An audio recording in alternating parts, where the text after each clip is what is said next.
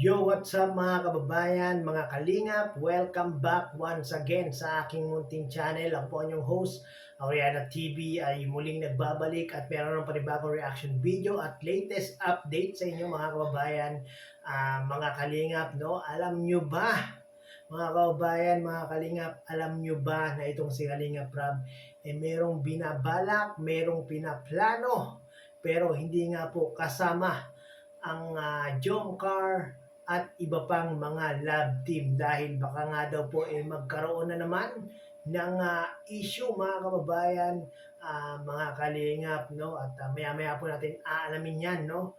At bago po ang lahat, syempre, babatiin ko muna kayo, no? Isang mapagpalang araw ng Sabado po sa ating lahat. Nawa ay nasa mga mabuti po tayo mga kalagayan habang pinapanood ang video na ito, especially yung ating mga kababayan, mga OFW at mga senior citizen na talaga namang walang puknat, walang humpay na pagtangkilik sa programa ng Team Kalingap, especially kay Kuya Bal, kay Kalinga Prab at syempre sa community ng Team Jomcar at iba pang mga love team. Mega love shoutout po sa inyo, no? At baka meron pa po hindi nakasubscribe kay Kuya Bal Santos Matubang, Kalinga Prab, Ate Edna Vlogs, Kalinga Jomcar Vlog, Carla Topolor Vlog. Ipa-subscribe niyo po sila mga kababayan, mga kalingap, no? Sa ganun ay mas marami pa silang matutulungan na ating mga kababayan. No? At syempre, kung bago ka po sa aking munting channel at nais mo naman itong reaction video at latest update patungkol sa Team Kalingap, what are you waiting for? Paki-subscribe na po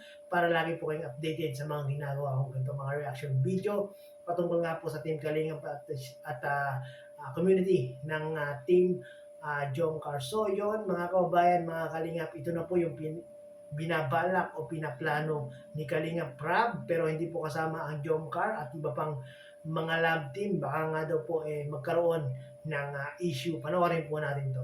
Loyalty Award! Grabe. Sige, mag-isa tayo ng award, no? Para malaman na ano natin. So, Loyalty Award. Sino ba yung... ba't may Loyalty Award? Dapat ang Loyalty Award sa, ano yan, beneficiaries yan. Edu. Ay, grabe. Siguro ang Loyalty Award sa mananalo yung pinakamatagal na eh. No?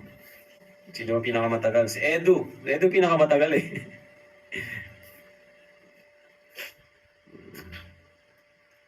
Best love team. Ay, wala po ba? Di po pwede yung ganyan. Issue yan, issue.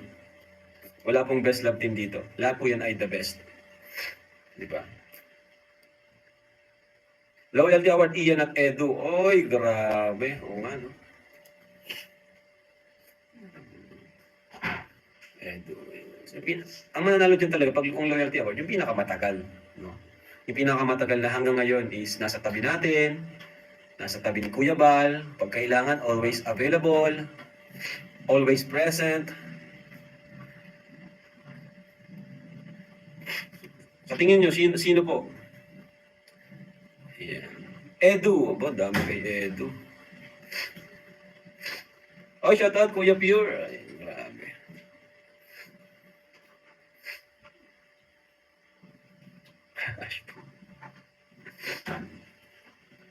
Respectful Vlogger Award, syempre, Eds. Madami niyong gustong i-award kay Edu, ah. Pambihira. Ang kawawang kawawang Scouter of the Year, J. Brad. Pambihira. Award ka na, J. Brad. Kawawang Scouter of the Year. Totoo naman, kasi mas kawawa pa siya sa scout niya, eh. Ayun, J. Brad, nag-trip ka talaga, J. Brad. Nag-scout ka, yung pala mas kawawa ka pa sa scout mo. Ang bihira si J. Brad, oh. Sana i-scout mo na lang yung sarili mo. Yes, bawal po ang isali ang angel sa award kasi issue po yan. No? Sa mga ano lang yan, Kalinga partners, Kalinga friends. Ayan.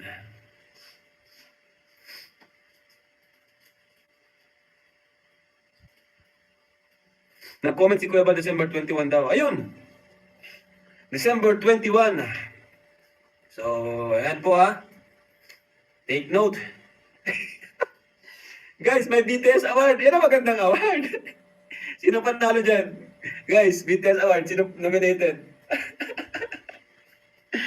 Kaangkas Mix Vlog. Ayos to si Kaangkas Mix Vlog. Ang genius. Ah, sino man natalo sa BTS Award, guys? Kuya Jens. Kuya Jens. May award ka na, Kuya Jens. So yun na nga po no mga kababayan, mga kalingap, napanood natin sa naging live ni Kalingap Rob kagabi mga kababayan, mga kalingap, na kung saan itong si Kalingap Rob merong binabalak, merong pinaplano na bigyan ng award o parangal o pagkilala yung mga Kalingap partners na talaga namang masisipag mag-scout, at yung mga Kalingap partners na mula noon hanggang ngayon ay talagang kasama nila at hindi sila iniwan mga kababayan, mga kalingap. At sa live na iyon meron nga pong nagsuggest na baka daw pwedeng bigyan ng award ng ang best love team mga kababayan, mga kalingap, no? Siyempre pag sinabing love team ng Team Kalingap, andyan ang Jomcar, andyan ang Edsy, andyan ang Danjoy, at iba pang mga love team. Hindi ko na po sasabihin pa yung iba, medyo marami-rami pa po, no?